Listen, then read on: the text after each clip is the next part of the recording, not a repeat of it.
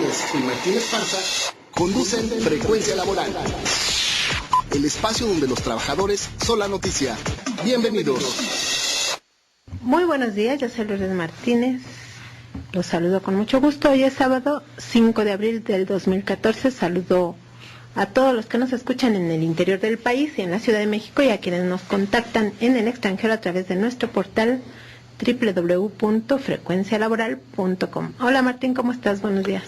Hola Lulú, amigos del auditorio. Enviamos un saludo a toda la clase trabajadora del país, en especial a nuestros compañeros del Sindicato Único del Personal Académico de la Universidad Autónoma de Querétaro, que ayer cumplieron 40 años como sindicato. Iniciaron con un foro sobre la problemática que enfrentan los jubilados de este sindicato.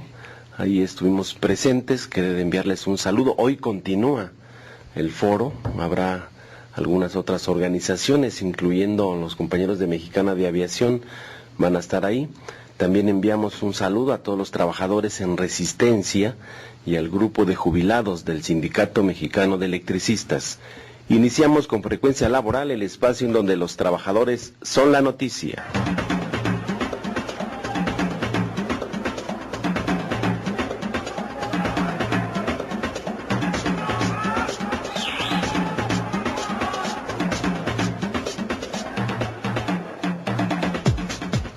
Le quiero dar una felicitación a mi papá, que cumple años el día de hoy. Las mañanitas. Por allá vamos a estar festejando. Hay que ir al mole. Hay que ir al mole. ¿Tu hijo también cumpleaños, no? El próximo lunes, Martín debe estar escuchándonos, con mi hija también, que nos escucha todos los sábados, pero desde aquí una felicitación, que cumple años el próximo día lunes. En la información, las redes comunitarias podrían extinguirse con las leyes secundarias en materia de telecomunicaciones que están por aprobarse en el Senado de la República. De ahí tendrán que pasar a la Cámara de Diputados, pero ya dijo Manlio Fabio Beltrones que las van a aprobar tal cual como las acuerden los senadores.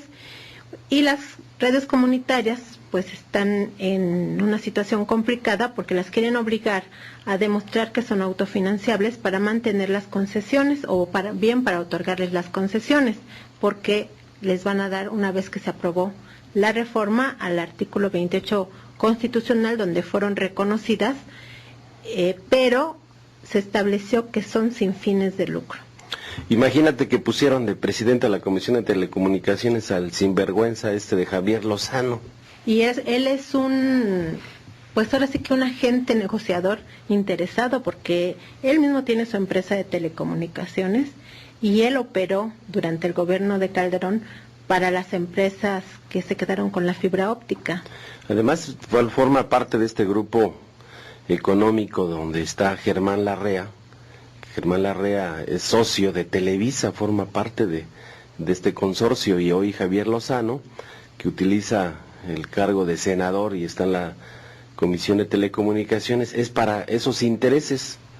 O sea, quien no conoce a Javier Lozano en este país, que además de darle impunidad 6 años, pues van a continuar haciendo sus negocios en estos grupos económicos que se han venido apoderando pues de toda la riqueza del país, de la infraestructura del país. Como bien señalas, la fibra óptica, ahí está metido WL Comunicaciones, otros 2 panistas, Fernando Canales Clarión, Ernesto Martens. Esta empresa había hecho alianza con una empresa extranjera, Estados Unidos, y al final terminaron haciendo alianza con Televisa.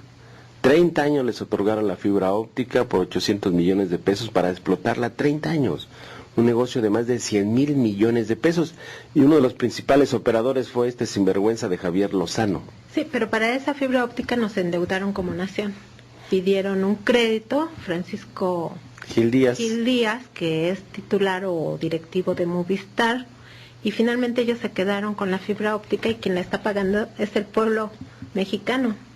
Sí, consiguieron un crédito, se instalaron más de 21,000 kilómetros de red de fibra óptica desde el norte hasta el sureste, por todas las líneas de transmisión de Comisión Federal de Electricidad, de Luz y Fuerza del Centro, y al final Gil Díaz forma parte de Telefónica Movistar, esta otra española, que él es el director en México de Telefónica Movistar, y me estoy enterando que su hijo está involucrado en el caso de oceanografía.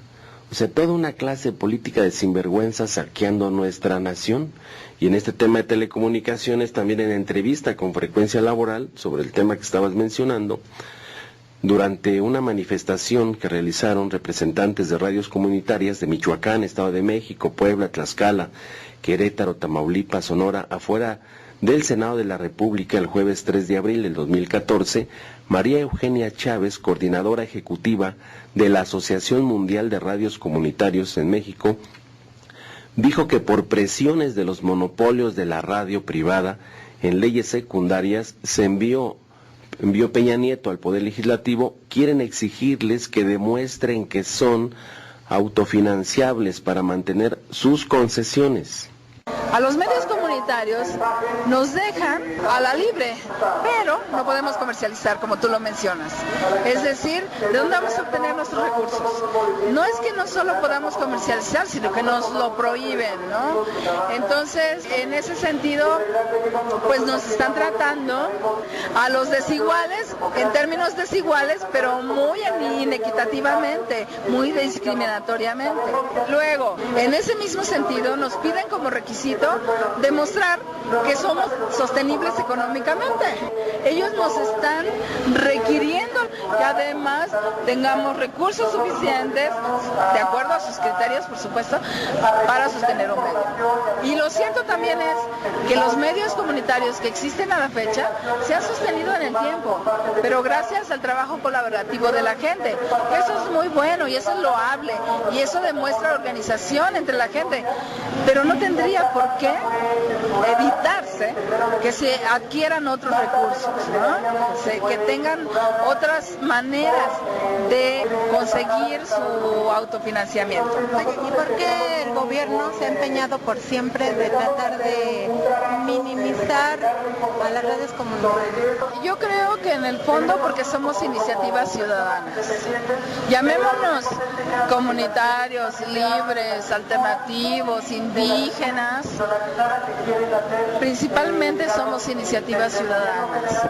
Y el gobierno mexicano y los empresarios mexicanos le tienen miedo a la ciudadanía, le tienen temor a la organización de la gente, a la utilización de un medio de difusión como es la radio para difundir ideas. Bueno, Televisa es la empresa que acapara el 70% de la publicidad del gobierno federal. O sea, el gobierno federal, de acuerdo a datos que dio el sexenio pasado, Javier Corral, que es de esta Comisión de Telecomunicaciones hispanista y tiene una asociación que se llama AMEDI, se gastó el gobierno federal de Felipe Calderón 20,000 millones de pesos. De esos 20,000 millones, el 70% le tocaron a Televisa, o sea, tiene el monopolio de la publicidad. Bueno, pues en esas reformas constitucionales que se aprobaron entre marzo y abril del año pasado y entraron en vigor el 11 de junio del 2013, y ahora se están discutiendo las leyes secundarias, o sea, las leyes que van a reglamentar cada artículo de los 6 que se reformaron, está la tarea pendiente de discutir cómo van a evitar que, de acuerdo al artículo 6, se establece que se prohíba o se evite que pase como información noticiosa propaganda o campañas de funcionarios y del gobierno, que eso ocurre comúnmente, y también pues que se filtran muchas mentiras flagrantes y verdades a medias en esa información que está pagada, ¿no? O se ocultan muchas verdades también. Entre otros puntos, en el artículo 28 constitucional se creó a la Comisión Federal de Competencia Económica, que en teoría tendrá que revisar, investigar y combatir los monopolios, pero en la nueva redacción del artículo 28 no se prohibió literalmente a los monopolios, aunque establece que la autoridad perseguirá toda concentración o acaparamiento. La ley de competencia económica también está en discusión para aprobación en el Senado de la República.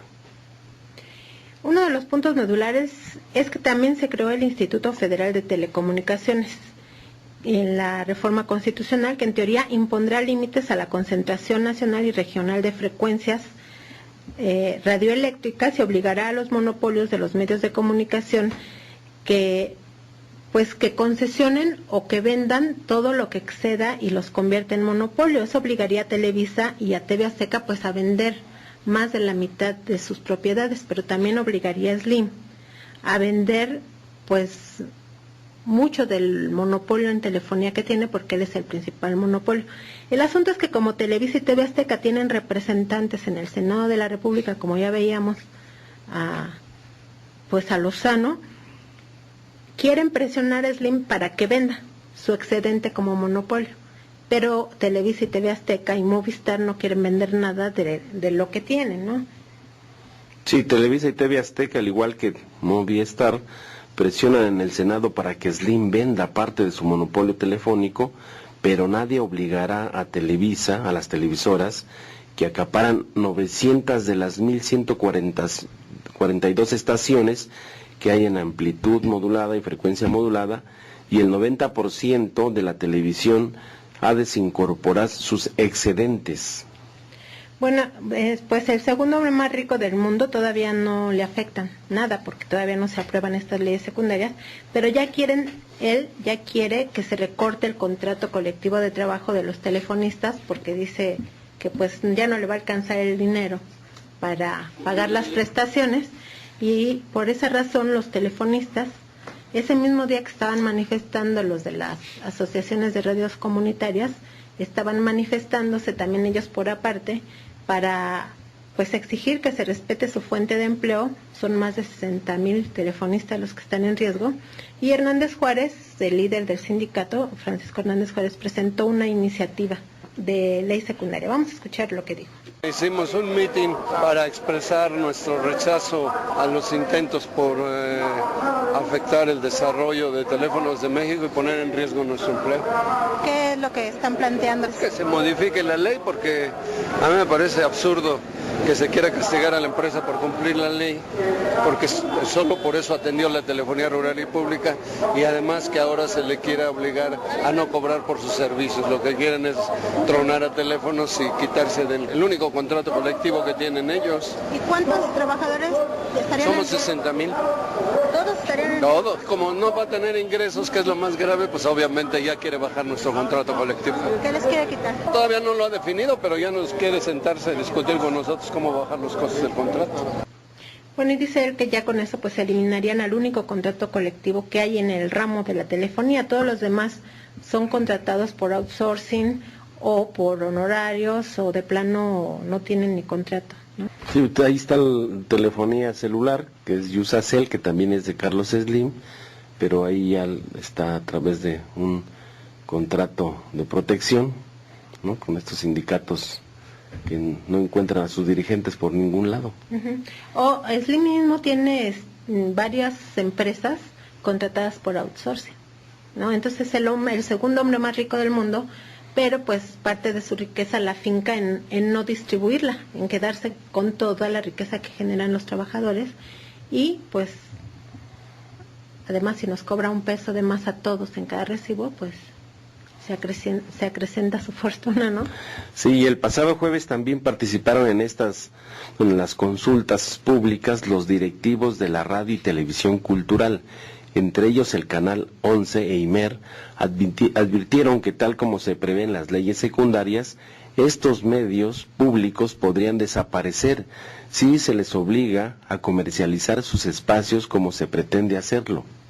Sí, bueno, ahí estuvo la directora de Canal 11, Enriqueta Cabrera, y decía que ya hay una experiencia en Chile donde se obligó a la televisión pública educativa a comercializar, y que desapareció como tal, porque entonces ya para poder vender espacios y demás, pues tienen que promover programas de muy mala calidad intelectual o cero intelectualidad, y basarse en shows y espectáculos que les reditúan porque se comercializan más. Entonces ella dice, pues va a desaparecer la televisión cultural si sigue esta situación. Y el titular de Imer dijo que ahora los senadores quieren crear un organismo que regule a las empresas públicas de radio, y él lo dijo abiertamente: eso me huele a que nos quieren controlar. Dice, porque la empresa pública tiene que darle voz tanto a la ciudadanía como al Estado, y ustedes lo que quieren es que el Estado tenga todo el control.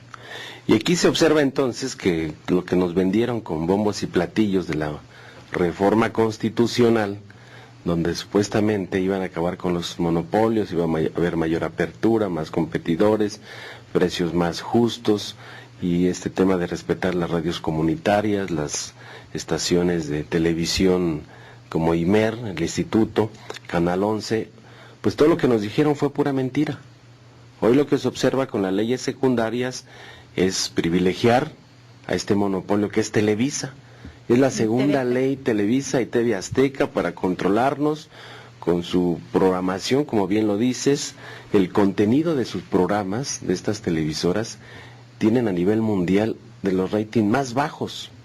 A nivel mundial, el contenido de sus programas. Entonces utilizan esta caja de Pandora pues para controlar la información, para que en la penetración que existe en los hogares con Televisa y TV Azteca, que es más del 90%, es la única fuente de información. Yo he platicado con jóvenes estudiantes y que dicen que su fuente de información para sus trabajos de investigación es Loré de Mola, por ejemplo.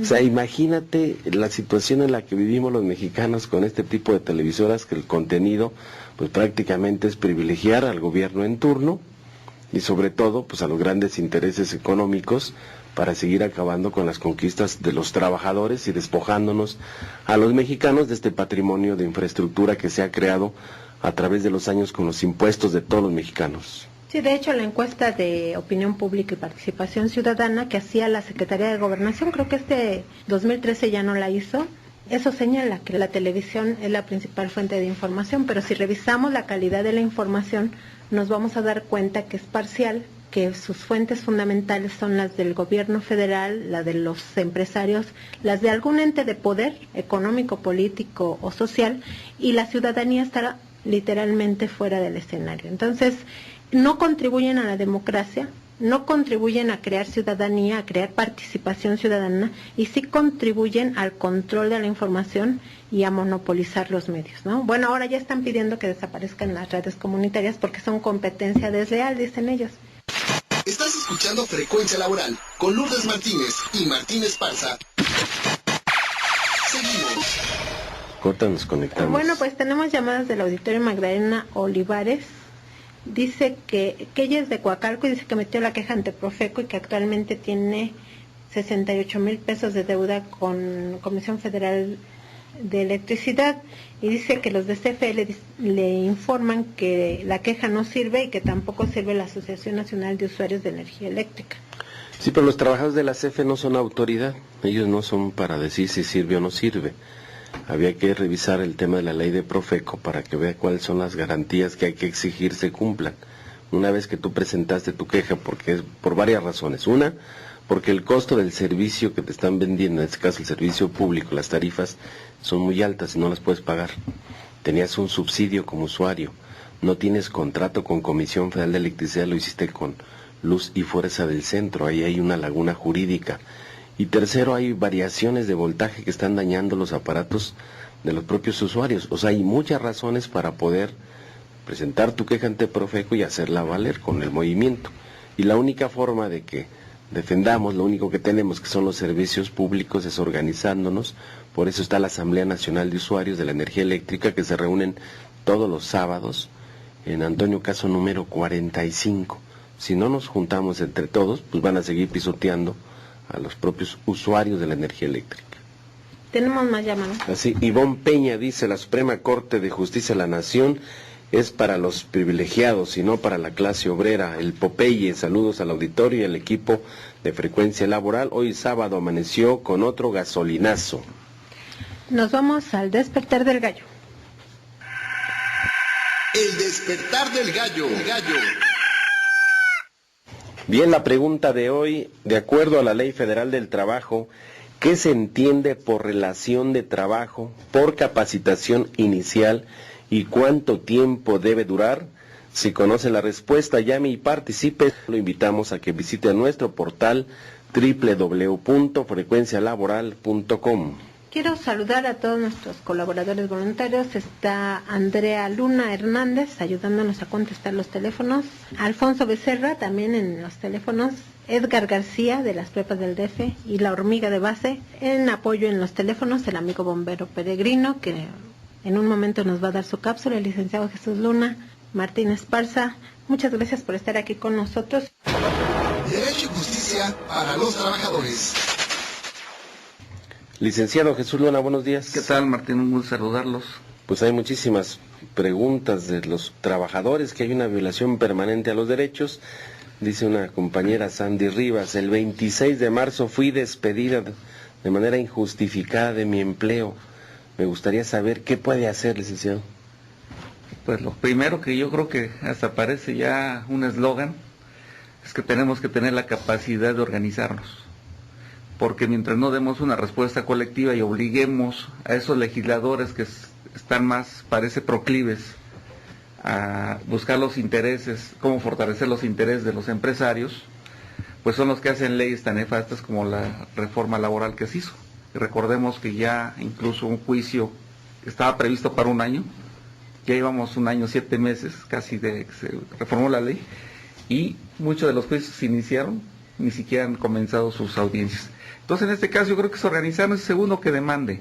Yo creo que tenemos que tener la capacidad de demandar, pero lo más importante es que reclamemos la permanencia en el trabajo, porque la mayoría de los trabajadores, lamentablemente, se puede comprender, lo que piden es su indemnización, y a lo que llegan es un mal arreglo económico, porque su indemnización no se la dan ni siquiera como dice la ley, que son 3 meses, 20 días, 12 días. Por lo general siempre nomás les dan el 50%, que eso incluso ya está como criterio en las juntas. Como un criterio que las propias autoridades dicen, pues fíjate, porque ni tú ni el otro tienen la razón absoluta, y vámonos. O sea que bajó porque todavía hace unos años ofrecían el 80, ¿no? Pues depende cómo se dejen, pues ahora sí. Aquí hay un caso, por ejemplo, del Sindicato Mexicano de Electricistas, cuando se vino el conflicto hace más de 4 años, ya vamos a cumplir 4 años, 5 meses, en la campaña publicitaria que orquestó Javier Lozano, sinvergüenza este senador, decía en cadena nacional que los primeros que se liquidaran los iban a reinstalar en CFE, y además les dijeron que los que se liquidaran y que tuvieran un préstamo de vivienda, que no les iban a descontar el préstamo de vivienda, que se los iban a condonar. Y hoy está una demanda de todos los que se liquidaron y que tienen crédito de vivienda, donde le están obligando a pagar la vivienda. Y en la mesa de negociación con el SAE, con Gobernación, dicen los cínicos del SAE, pues que nosotros nunca les dijimos que les íbamos a condonar.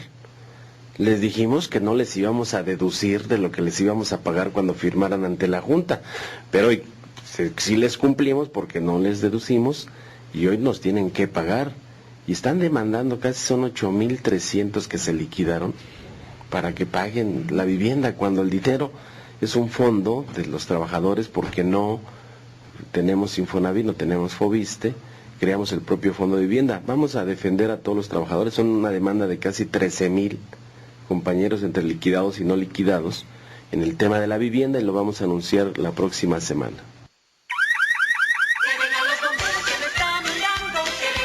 Prevención laboral con el bombero peregrino. Hola, muy buenos días. Les habla su amigo el bombero peregrino. Hoy les platicaré de los riesgos de incendio en la cocina.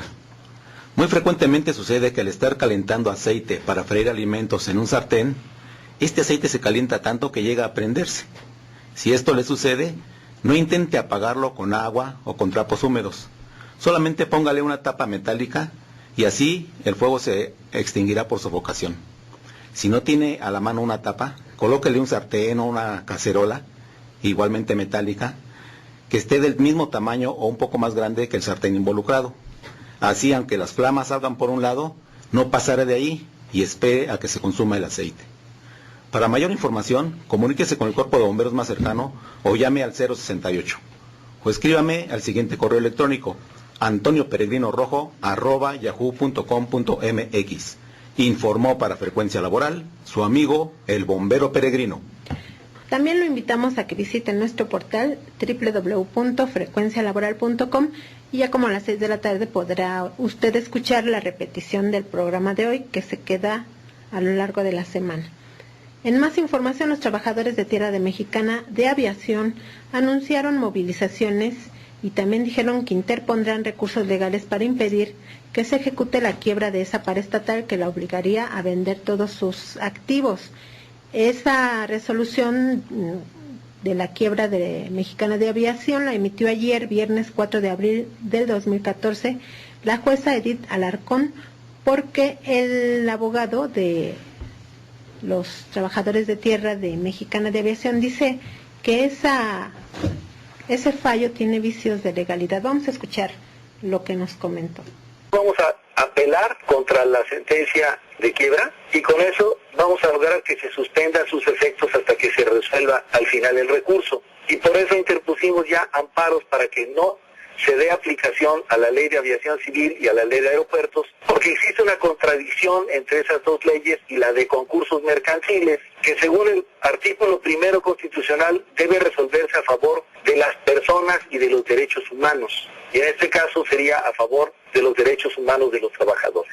Vamos a iniciar movilizaciones porque los compañeros están muy enojados y quieren manifestarse constantemente para hacer saber que existe completa la planta laboral en disposición de continuar en la pelea y que podrán obligarnos a luchar 30 años, pero ni Interjet, ni Aeroméxico, ni Volaris van a tener los slots y las rutas que les pertenecen a los trabajadores de Mexicana.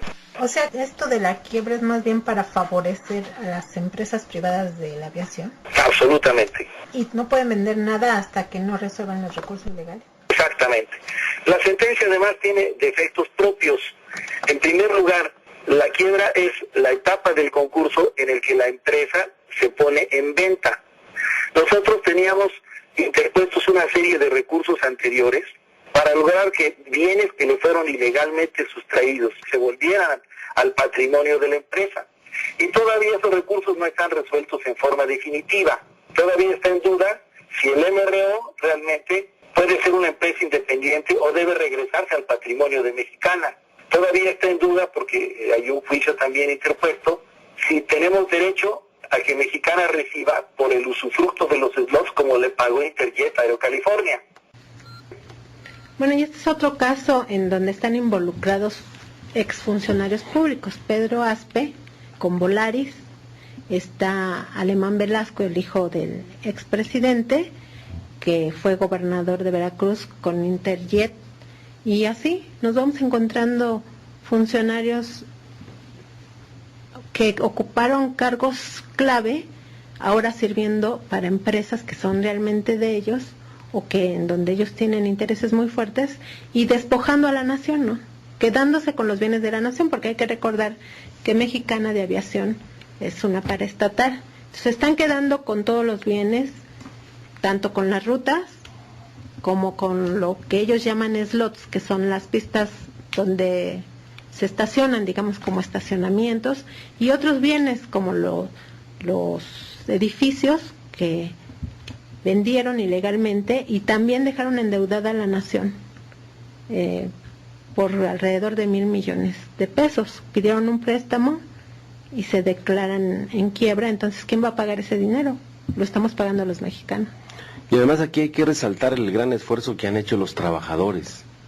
Los trabajadores hicieron revisiones salariales y contractuales, pues tendientes a que se capitalizara la empresa. Incluso por años no recibieron incrementos para que se capitalizaran, incluso entregaron conquistas que habían hecho a lo largo de su trayectoria como sindicatos, y con todo y eso, hoy se observa con esta decisión que el Poder Judicial en México obedece a los intereses del presidente de la República en turno, a los intereses de los empresarios, de los grupos económicos, y no a los intereses de los trabajadores. Y es uno de los objetivos de la lucha de todos los trabajadores y los mexicanos, de que se restablezca la legalidad y el Estado de Derecho. Bien lo dices, ¿cómo es posible que se dicte una quiebra cuando es una concesión pública? Cuando quien la otorga es el gobierno. Y salen luego los actores políticos a responsabilizar al señor Calderón, cuando el interés es el que acabas de mencionar, las otras aerolíneas, que es de Pedro Aspe, su discípulo de Pedro Aspe es Luis Videgaray, que hoy es el secretario de Hacienda, o sea, son los mismos. Se cambian unos, llegan otros, pero es la misma política de desmantelamiento del sector público, de acabar con las conquistas de los trabajadores, pero ya es una política de Estado. Pero no para que mejore la economía, para que mejore su bolsillo, para que mejoren sus empresas, y bueno, pues, ¿hasta cuándo? Y todavía te dicen que con estas alternativas vamos a crecer al 4, al 5%, que va a haber muchos empleos mejor pagados, o sea, una campaña informativa a través de los monopolios para hacer creer a los mexicanos que vamos muy bien cuando están saqueando nuestra nación. Estás escuchando Frecuencia Laboral con Lourdes Martínez y Martín Esparza. Seguimos. Bueno, tenemos llamadas del auditorio. Nancy Peralta de Tlalnepantla, ella es ama de casa y dice, te pregunta Martín que si le puedes explicar por qué Comisión Federal de Electricidad tuvo pérdidas de 37,000 millones de pesos en el 2013. ¿Será por esta situación que el pueblo mexicano soporta los recibos locos e incoherentes de 20,000 a 80,000 pesos? ¿No se supone que es una empresa de clase mundial? Es lo que hicieron creer a todos los mexicanos, que quitaban a Luz y Fuerza del centro por tener problemas económicos, y llegó la empresa de clase mundial, Comisión Federal de Electricidad, y ahí se observa entonces los datos, que hoy salen muy relevantes esta semana, de todas las pérdidas que traen. Pero son pérdidas que ellos traen, primero porque firmaron contratos con las empresas multinacionales, a 25 y a 30 años, para que ellos generen electricidad, se la venden a CFE y CFE la revende, y CFE trae una política tarifaria impuesta por Hacienda.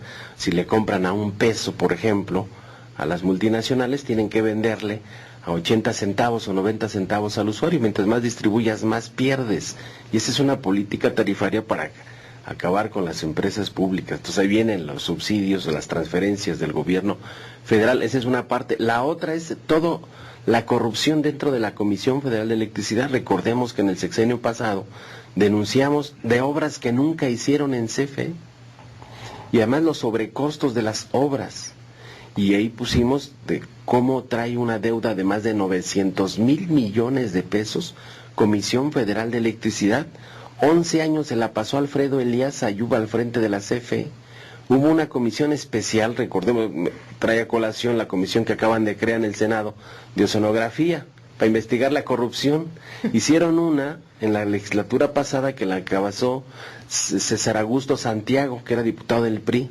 Utilizó toda la información nada más para sus intereses políticos, nunca dio un informe al Pleno de la Cámara de Diputados.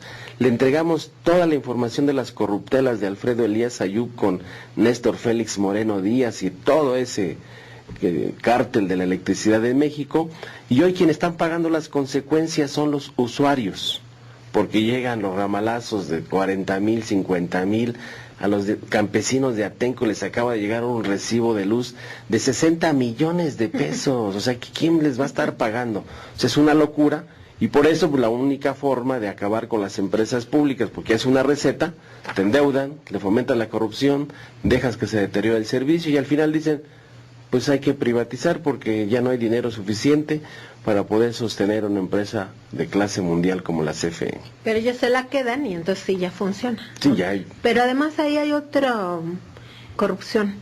Le dieron la concesión a Iberdrola y a Unión Fenosa, empresas del rey Juan Carlos, como una manifestación de neocolonialismo, y ellos compran el gas natural a Perú. Dejaron de producir gas natural en México para poder introducirlo a $14 más o menos por unidad, cuando ellos lo compran algo así como a 40 centavos de dólar, y es una operación de coyotaje. Paralizaron las hidroeléctricas, lo cual sí denunció César Augusto Santiago, sí llegó a denunciar eso públicamente. Paralizaron intencionalmente las hidroeléctricas, provocando incluso inundaciones en los poblados donde estaban cercanas las hidroeléctricas, y entonces encarecieron el producto, pero para pagarle a Unión Fenosa y Iberdrola a precios de coyotaje, y ellos sabían eso. ¿Quién salió ganando con eso?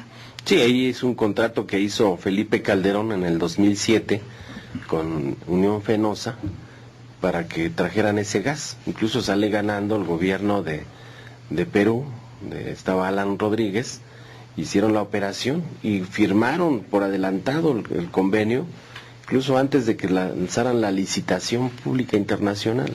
Pues aquí son 25 años que van a estar suministrando gas a México a los precios que tú acabas de mencionar, y también por otro lado se abandonaron las termoeléctricas.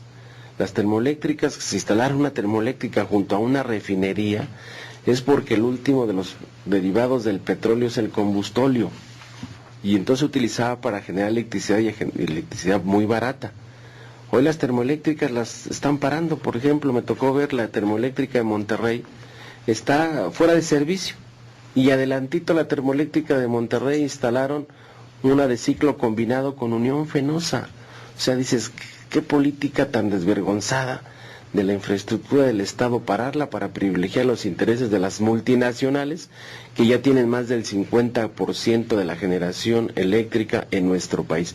Ese es el fondo del problema en contra del SME, del problema contra Luz y Fuerza del Centro. Hoy Comisión Federal de Electricidad, con la nueva reforma energética constitucional, deja de ser un organismo público descentralizado, va a ser una empresa privada común y corriente, y observemos que a las multinacionales les interesan los grandes consumidores, que es el 60% de los ingresos totales por ventas de electricidad, y al final a la CFE la van a dejar para los servicios domésticos o pequeños comercios, que sale más caro llevar la luz y hay más problema para que se pague la energía eléctrica.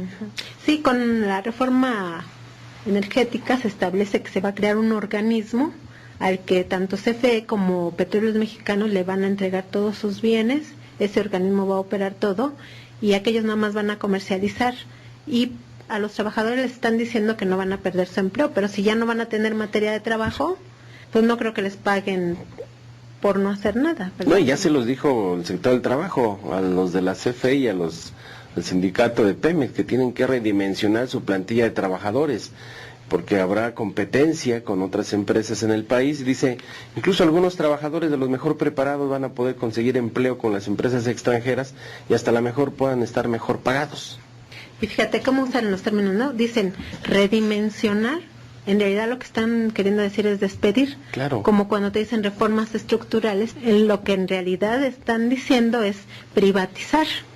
Entonces, pues hay que aprender, como cuando inventaron el término de reconversión industrial. Sí. Que esa es una historia chistosa que algún día les platicaré, porque ni ellos lo entendían. Pero en este tema invitamos a todos los trabajadores de la Resistencia, activos y jubilados, a participar el próximo día martes a las 10 de la mañana.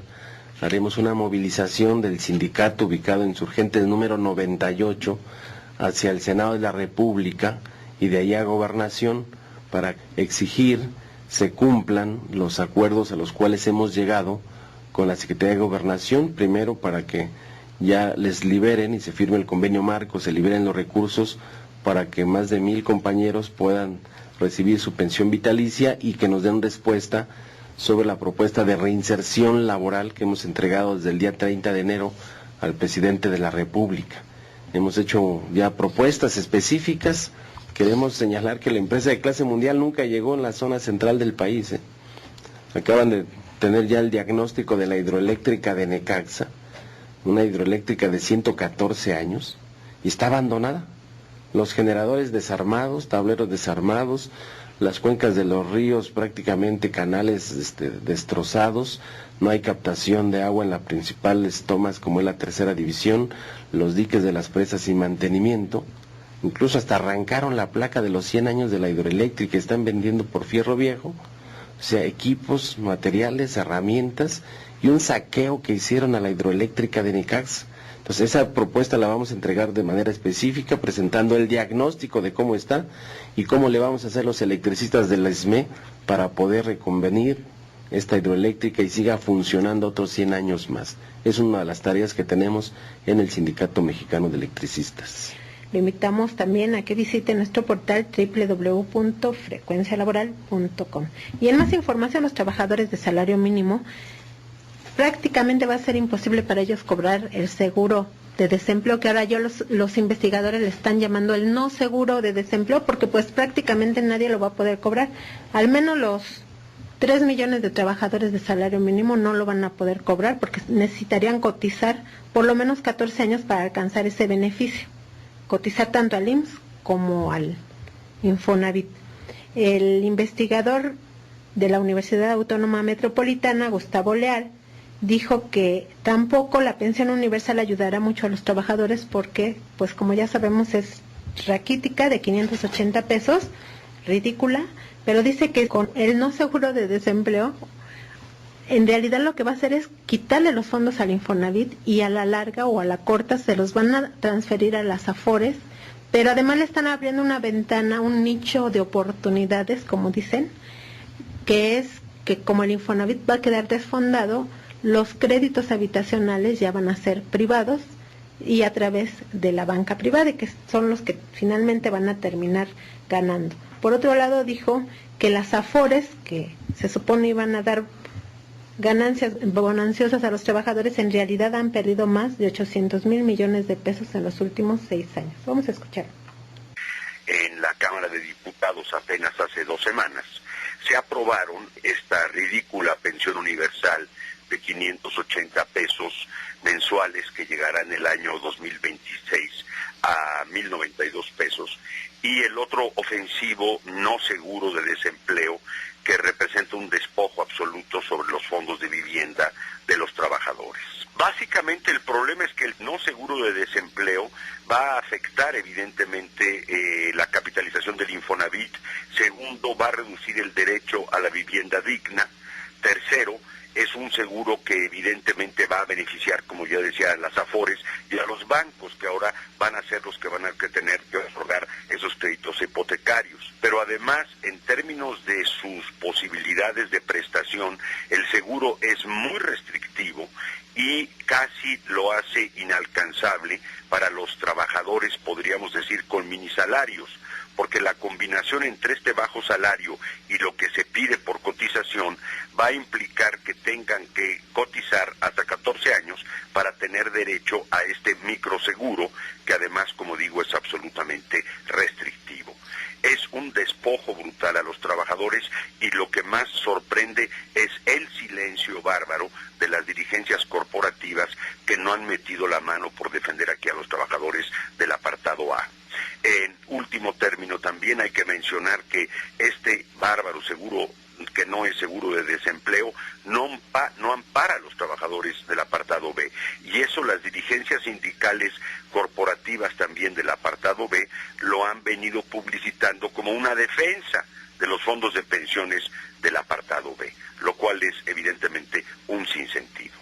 Hasta este momento, la contabilidad que usted lleva de las minusvalías, ¿cuánto han perdido los trabajadores?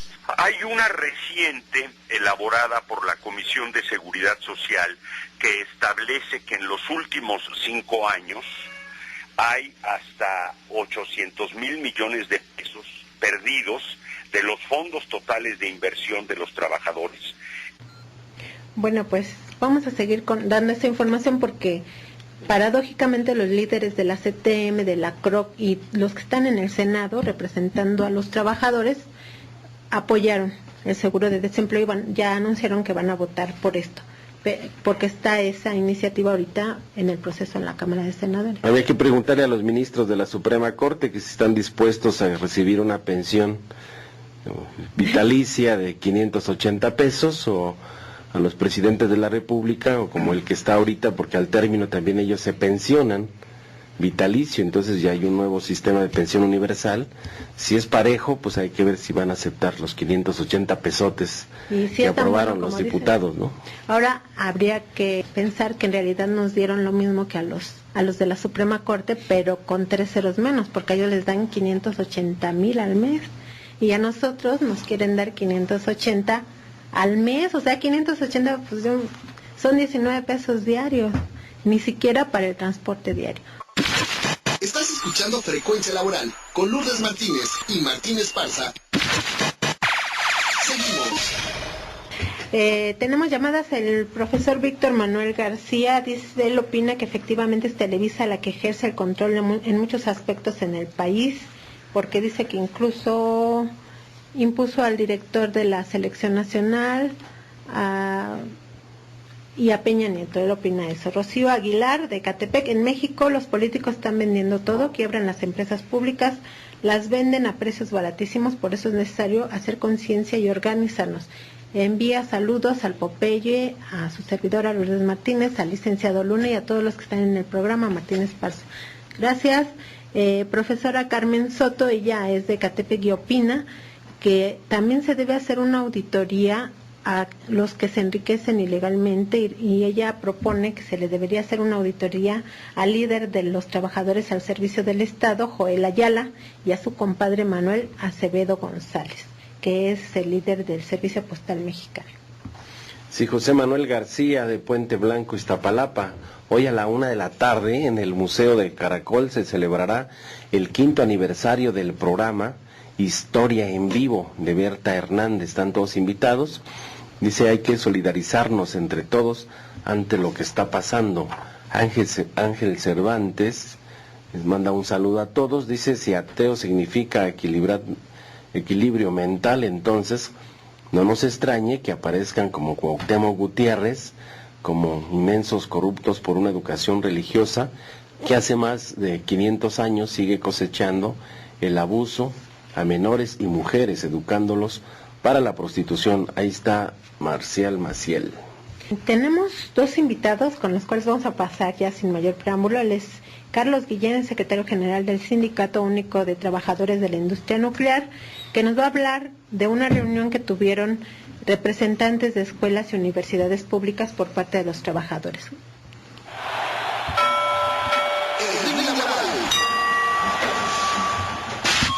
Bueno, una aclaración, no soy secretario general, soy secretario del Exterior. Sí, es cierto, siempre te cambio el nombre sí, de algo. El cargo. Bueno, en efecto, el pasado fin de semana tuvimos un foro, el Foro Trabajadores sin Rostro Laboral. Básicamente lo que podemos plantear es que en las instituciones de educación superior, de investigación y cultura, hay una contradicción entre las administraciones, cómo están funcionando, y los objetivos de las instituciones. Hay una enorme cantidad de trabajadores en estas instituciones que están contratados de una manera irregular. Por ejemplo, en el Instituto Nacional de Antropología e Historia, un instituto que tiene que cubrir 110,000 monumentos históricos, 29,000 zonas arqueológicas.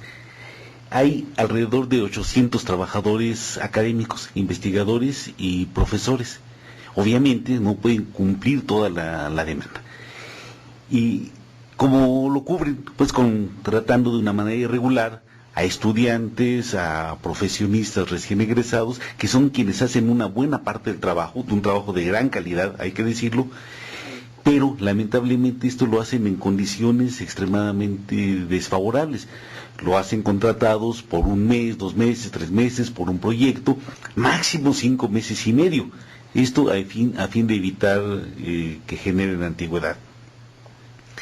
No solo eso, como son trabajadores que están contratados de una manera irregular, no están afiliados a las instituciones de seguridad, no tienen posibilidad de en algún momento llegar a jubilarse, no tienen posibilidad de llegar a tener una vivienda propia, sino que producen constantemente y no tienen perspectivas personales, perspectivas laborales. No es esta la única institución. Está, por ejemplo, también el Instituto de Educación Media Superior del Distrito Federal. Se da una situación similar, en este caso con los profesores del sistema semiescolar. También son profesores que ingresan a trabajar con los mismos requisitos que los profesores del sistema escolarizado, que tienen similares cargas de trabajo, similares responsabilidades, y que tampoco están contratados de una manera regular. Y esto, tanto lo que ocurre en el Instituto Nacional de Antropología como en el Instituto de Educación Media Superior, son solo ejemplos. Hay muchas otras instituciones donde se da esta situación. Tan solo podríamos decir que en el gobierno del Distrito Federal hay alrededor de 80,000 trabajadores que están en esta situación similar. Bueno, hicimos este foro con una nutrida asistencia, pues en primer lugar para conocer el problema, para analizarlo y empezar a buscar algunas perspectivas de solución. Insisto, mencionamos estos dos casos que son ejemplos, pero estos casos serán similares, en algunos casos más graves, menos, en la Universidad Metropolitana, en el Instituto de Investigaciones Nucleares, en el Centro de Investigación y Estudios Avanzados del Politécnico, etcétera. Y la idea es continuar estas discusiones y trabajando por buscar alternativas de solución a esta problemática. Este foro fue organizado por la Coordinadora Nacional de Sindicatos Universitarios de Educación Superior, Investigación y Cultura. Bueno, ya que estamos hablando de sindicatos de intelectuales, ¿por qué no nos dices cómo quedó la revisión del SUTIN?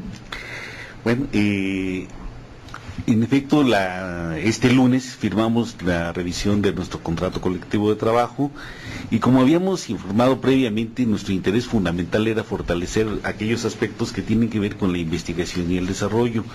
Lamentablemente, el resultado final no fue el que hubiéramos esperado y no fue, aunque sí hubo algunos avances menores, porque hubo una tremenda provocación por parte de la administración del instituto.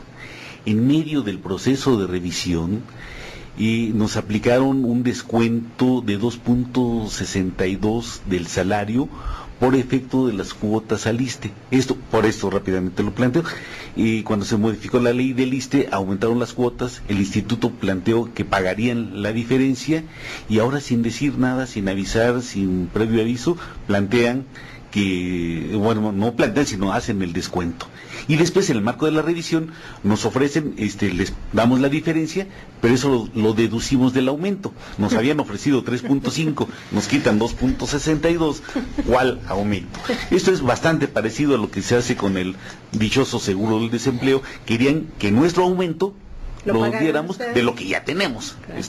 Claro. Afortunadamente pudimos echar atrás este intento y nuestro contrato colectivo se mantiene intacto en este aspecto y no lo aceptamos porque eso era abrir una puerta para que en el futuro algún otro ingreso, alguna otra prestación nos dijeran esto no forma parte del salario, esto no va a afectar. Entonces ese es el resultado y lo que nosotros hemos planteado, aquí la lucha no termina, vamos a seguir insistiendo en el fortalecimiento de las actividades sustantivas. Y si me permites ya nada rápidamente para terminar, invitamos a todo el público, este martes a las 10 de la mañana en el Museo Nacional de San Carlos, se van a firmar los estatutos de la Coordinadora Nacional de Sindicatos Universitarios de Educación Superior, Investigación y Cultura. Va a ser un buen acto con el coro de madrigalistas de Limba, un flautista y pues un acto político musical esperamos apunte al fortalecimiento de esta coordinadora de los trabajadores del conocimiento. Muy bien. Bueno, también tenemos de invitada a una maestra que estaba aquí con nosotros denunciando el acoso laboral en el Estado de México. ¿Por qué no se presenta, maestra, por favor? Sí, yo me llamo María de la Luz Macías Vázquez, soy profesora de yo estaba trabajando en la Universidad Tecnológica de Nezahualcóyotl, me despidieron el 28 de agosto del año pasado y hemos denunciado ese despido injustificado junto con, otros 7 profesores, fuimos despedidos. Al buscar empleo, me dieron trabajo en el Tecnológico de Estudios Superiores del Oriente del Estado de México, TESOEM, el 3 de marzo pasado. Yo ya había trabajado ahí durante 5 años, entonces fue un reingreso. Cuando el jueves pasado me informa mi jefe que por órdenes superiores tenía yo que regresar las horas que ya me habían asignado, y entonces al preguntarle cuáles son los motivos, resulta que no hay motivos, simplemente son instrucciones superiores. Finalmente lo que está detrás de todo esto es de que por haber demandado en la Universidad Tecnológica, a la Universidad Tecnológica de Nezahualcóyotl, ahora me rechazan, de poder trabajar en alguna institución del Estado de México. Entonces esto es realmente muy, muy grave, porque del mes que estaba yo trabajando, dijeron, bueno, usted tiene un mes, no tiene derechos y demás, cuando ya había firmado la directora la carta de asignación para el semestre que inició el 3 de marzo. Entonces es a todas luces pues un despido injustificado que pues no se vale. Finalmente, cuando yo le dije al abogado, es que esto lo voy a dar a conocer porque no está bien, no es justo que esto se esté haciendo en el Estado de México. Entonces me dijo, bueno, si usted va a denunciar, entonces ya no le pagamos. Y efectivamente no me pagaron el mes que trabajé por dar a conocer la situación a la opinión pública. Y bueno, pues yo creo que por ahí es donde tratan de doblegarnos a los trabajadores. Sin embargo, me parece que es muy importante denunciar este tipo de situaciones, y obviamente ya hablé con un abogado y me dijo que la opción es denunciar porque yo ya estaba contratada.